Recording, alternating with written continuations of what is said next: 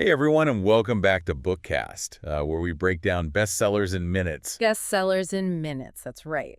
Today we're doing a deep dive into Thinking Fast and Slow by Nobel Prize winner Daniel Kahneman. Oh, this is a good one. This book is a deep dive into how our minds work. And honestly, It really is. it's full of surprises. Yeah, it challenges all of our assumptions about how we make decisions. Right. And how we form judgments. For sure. And it's a classic for a reason. Absolutely. Okay, so the core idea is that we have these two systems of thinking, right? Yeah, Kahneman calls them System 1 and System 2. that's right. Can you break that down for us a little bit? Sure. System 1 is fast, intuitive, and automatic. It's the system we use for things like recognizing faces, Okay, driving on a familiar route, got it. or understanding simple language. So it's like our brain's autopilot. Precisely. Okay. And it's incredibly efficient. Right. It lets us make quick judgments, navigate everyday situations without even really thinking about. Without conscious effort. Yeah, exactly. Cool. But then on the flip side, we have System 2. Okay, so what's that? System 2, that's the more deliberate and analytical one. Right. That's the one we use when we need to really focus, Okay. solve complex problems, Got it. or make thoughtful decisions. Okay. Think about things like learning a new language, Uh-huh. planning a budget, Yeah. figuring out a tricky logic puzzle. Right. These all require System 2 Okay. to kind of take the reins. Got it. And this is where it gets interesting. Yeah. Because Kahneman points out that System 1 is way more active than we realize. Oh, absolutely. Like it's constantly running in the background, Yeah. influencing our perceptions Yeah. and shaping our judgments. It is. Even when we think we're being rational and deliberate. Yeah, System 1 is often kind of pulling the strings. that's true. That's a little unsettling, isn't it? It can be. I mean, to think that so much of our thinking Right. is happening below our conscious awareness. Yeah, but it's also super fascinating to think about Yeah, how these two systems work together Yeah. and how they shape our experiences. for sure. One of the key insights from the book is that System 1 relies on what are called heuristics, Okay. or mental shortcuts to make these quick judgments. I've heard of heuristics. Yeah. Can you give us an example of how they actually work in practice? Sure. Imagine you're asked to estimate the number of jelly beans in a jar. Okay. Like a big jar. Yeah, big jar. You might use what's called the anchoring heuristic, Okay. where you start with an initial guess, Right. the anchor, and then adjust up or down from there. Yeah. But if your initial anchor is way too high or way too low, Yeah. your final estimate's probably going to be off. So even a random starting point can really influence our judgments. It can. That's kind of wild. It is, and that's just one example. Right. Kahneman explores several other heuristics, Uh-huh. including the availability heuristic, Oh. where we judge the likelihood of something based on how easily examples come to mind. Like if I just watched a scary movie about a plane crash, Yeah. I might suddenly be more anxious about flying, Yeah, even though flying is statistically very safe. exactly. Our brains tend to overestimate the likelihood of events that are Okay. vivid or easy to recall, Right. even if they're statistically rare. So our emotions can really color our perception of risk. They absolutely can. Okay. And Kahneman argues that understanding these heuristics and these biases Yeah, is crucial for making more informed decisions. that makes sense. Yeah. Okay, so we've got these two systems, Yep. System 1 and System 2. Right. System 1 is prone to all these heuristics and biases Yeah. that can sometimes lead us astray. Yeah. But why does System 2 let this happen? It's a great question. Yeah. And Kahneman explains that System 2 is kind of inherently lazy. Lazy. It takes effort and concentration to engage System 2. Right. And our brains are wired to conserve energy Yeah. whenever possible. We're all about efficiency. Yeah, exactly. So System 2 often takes the easy route, Right. accepting System 1's judgments without too much scrutiny. So System 2 is kind of like a couch potato. Yeah. Happy to let System 1 do all the work unless it's absolutely necessary. That's a great analogy. Okay. And that's why we're so susceptible to these cognitive illusions Right. and biases. System 1 jumps to a conclusion. Yeah. System 2 just kind of goes along for the ride. You know, it's kind of funny to think about our brains Yeah. as having these two distinct personalities. Right. The quick, intuitive System 1 Yeah. and the lazy, analytical System 2. It's a good way to think about it. Yeah. And this framework Yeah. helps to explain a lot of seemingly irrational behavior. Yeah. It highlights this inherent tension between our intuition Right. and our more deliberate thought processes. This idea of cognitive illusions is fascinating. It is. Can you tell us a little bit more about what Kahneman means by that? So it's similar to optical illusions. Yeah. Just like our eyes can be tricked into seeing things that aren't actually there. Right. Our minds can be tricked into believing things that aren't necessarily true. Like that famous illusion Yeah. with the two lines where one looks longer than the other, Yeah. even though they're actually the same length. Exactly, the Miller-Lyer illusion. Yeah. It's a classic example of how our visual perception can be distorted. Right. And Kahneman argues that our cognitive processes are susceptible to these similar illusions. So our brains are constantly constructing like a narrative, Yeah. trying to make sense of the world around us, Right. even if it means filling in the gaps with assumptions and biases. Or precisely. And this leads to a concept he calls WYSIAD. What's that? What you see is all there is. Okay. Our brains tend to focus on the information that's readily available Right. and ignore the information that's missing. So we're prone to making judgments. Yeah. Based on incomplete data. Yeah, we often overestimate our understanding of a situation Right. because we don't realize how much we don't know. This is making me question everything I thought I knew about how my own mind works. That's the power of Kahneman's work. Right. It forces us to confront our cognitive limitations Yeah. and to be more mindful of the ways our thinking can be swayed. I'm already starting to see the world in like a new light. It's pretty amazing. And we've only just scratched the surface of this book. I know, right? So much more to come. Yeah, there's so much more to unpack. Well, we've definitely piqued their curiosity. I hope so. And we'll be back in the next part of Bookcast to delve even deeper into thinking fast and slow. Looking forward to it. Welcome back to Bookcast, where we're unpacking thinking fast and slow. And honestly, It's a wild ride. my mind is already blown. I know, right? Okay, so last time we were talking about how our brains rely on heuristics and biases. Yeah. What else can you tell us about how these mental shortcuts influence, like, our decisions? Well, one of the biggest things Kahneman explores is this concept called loss aversion. Loss aversion. What's that? So it's this idea that losses loom larger than gains. Okay. In other words, the pain of losing something Yeah. is way more intense than the pleasure of gaining something of equal value. Oh, I totally get that. Yeah. Like, it always feels way worse to lose money Right. than it feels good to win the same amount. Exactly. And this has like huge implications for how we approach decision making. Okay. If you know about loss aversion, Yeah. it can help you anticipate potential risks and make choices that'll minimize potential losses. So instead of just focusing on the potential upside of a decision, Yeah. I should also be, like, carefully considering the potential downsides. Precisely. By framing choices in terms of potential losses, Okay. you can actually make them more impactful and encourage more cautious decision-making. That's a really practical takeaway. Yeah. I'm starting to see how understanding these cognitive biases can actually help us make better decisions in real life. Absolutely.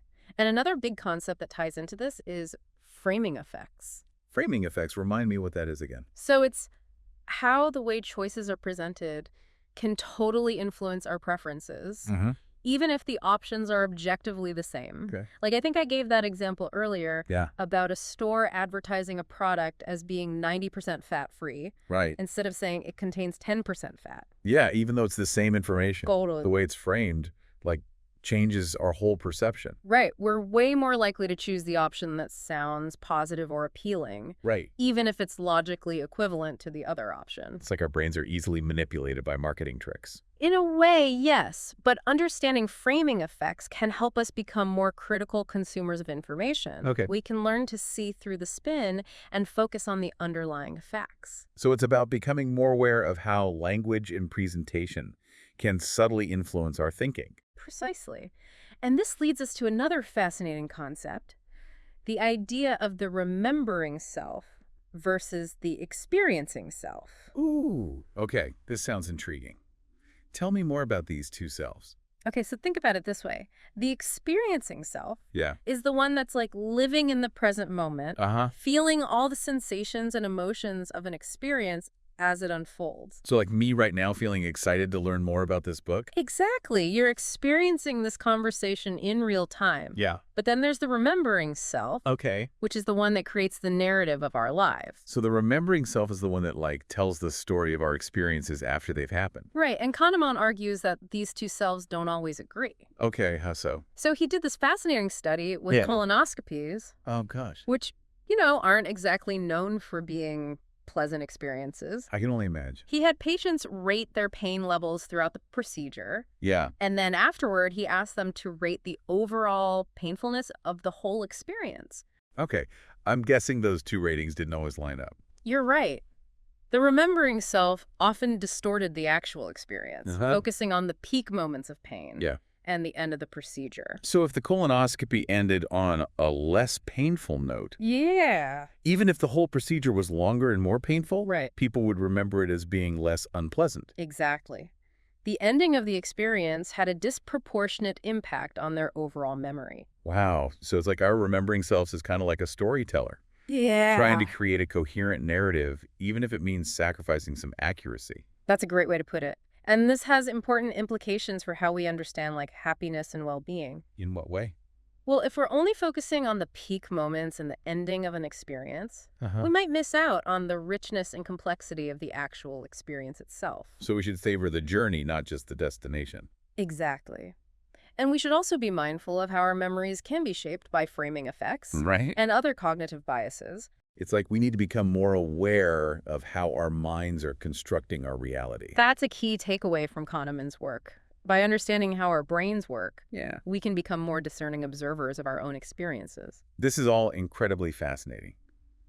But it also makes you wonder, if our brains are so prone to these biases and illusions, can we ever truly trust our own judgments? That's the million-dollar question, and Kahneman grapples with this throughout the book, and he acknowledges that we can't ever completely eliminate these biases, Right. but that doesn't mean we're powerless.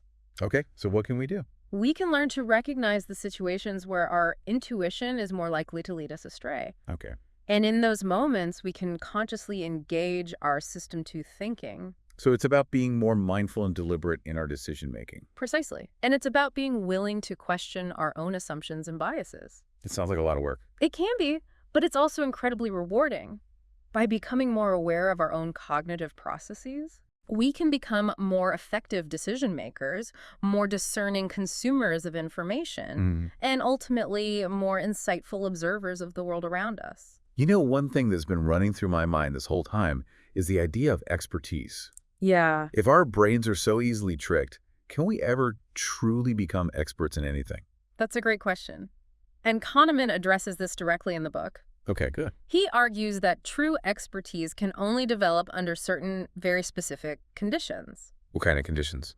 So first, the environment needs to be predictable. Okay. There has to be some kind of underlying structure or regularity that allows for accurate predictions. So something like chess, where there are clear rules Right.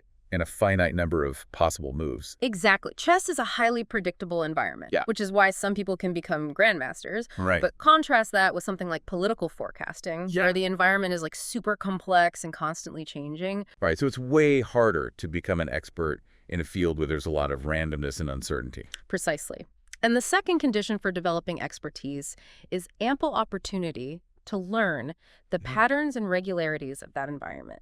So it's not just about innate talent or intelligence. Right. It's also about dedicated practice and experience. Absolutely. Expertise requires a deep understanding of the nuances and subtleties of a particular field. Yeah. And that takes time and effort and a willingness to constantly refine your judgment. This is making me rethink my whole definition of expertise. It's not just about knowing a lot of facts. Yeah. It's about being able to apply that knowledge effectively in real-world situations. That's a great insight. Expertise is about judgment, discernment, Yeah. and the ability to make accurate predictions when things are complex. So for those of us who aren't just grandmasters, how can we develop our own expertise in our chosen fields? That's a good question. So first, choose a field that really interests you and where there's at least some degree of predictability. Right. And then be willing to put in the time and effort to learn the patterns, Yeah. practice your skills, and get feedback on your performance. It sounds like a journey of continuous learning and improvement. It is. And it's a journey that requires humility Yeah. and a willingness to acknowledge our own limitations. You know, one of the things that's really struck me about this book is how much of our thinking happens unconsciously. Absolutely. And that's both unsettling and empowering. Uh-huh. Unsettling because it challenges our assumptions about free will and rational decision-making, Right. but empowering because it gives us a framework for understanding and potentially overcoming these limitations. It's like we've been given a glimpse behind the curtain, a peek into the inner workings of our own minds. Exactly. And with that knowledge comes responsibility. Okay. We have a choice. Ignore these biases and continue operating on autopilot, Uh-huh. or engage our system 2 thinking and strive for more deliberate and informed decision-making. So thinking fast and slow is more than just a fascinating exploration of cognitive psychology. Yeah. It's also a call to action. It is. It's a challenge to become more aware of our own mental processes and use that knowledge to make better choices in all aspects of our lives. This has been an incredible conversation. It really has. And I feel like we've only just begun to unpack the richness of Kahneman's work. There's so much more to explore. We'll have to have you back to talk about it more. I'd love that. Yeah, it really is. And for listeners who want to dive into thinking fast and slow themselves, Yeah. I mean, it is a pretty dense book. It can be. Do you have any tips for tackling it? I think the biggest one is don't try to rush through it. Okay. It's a book that really invites you to Right. slow down and savor each idea. Yeah. One thing that I find really helpful Yeah. is to really focus on the examples that Kahneman uses. Uh-huh. He's really good at illustrating these complex concepts All right. with really relatable real-world scenarios. Yeah. That's good advice. I also find that highlighting key passages Yeah. or taking notes as I go Yeah, helps me absorb the material better. absolutely. And, don't be afraid to reread sections that Yeah. you find really interesting or challenging. The more you kind of engage with the material, Yeah. the more those insights are going to stick with you. One of the things that really struck me about this book Yeah. is this idea that even though we're all prone to these biases, Right. just being aware of them can make a big difference. It's true. It's like we have this new lens Yeah. through which to view our own decision-making. Awareness is the first step towards change. Okay. By recognizing those moments where our system 1 thinking Right. might be leading us astray, we Yeah. can consciously engage system 2 Right. and make more deliberate choices. So it's not about becoming perfectly rational beings. Right. It's about being more mindful and intentional in our thinking. Yeah, exactly. Ah. It's about recognizing that we all have these cognitive biases Yeah. and learning to mitigate their influence on our decisions. Yeah, it's almost like Kahneman has given us a superpower. I like that. The ability to see through these mental illusions and make more informed choices. It's a great analogy, and like any superpower, Yeah, it takes practice and effort to master it, for sure. but the rewards are worth it. Okay, so before we wrap up, Yeah.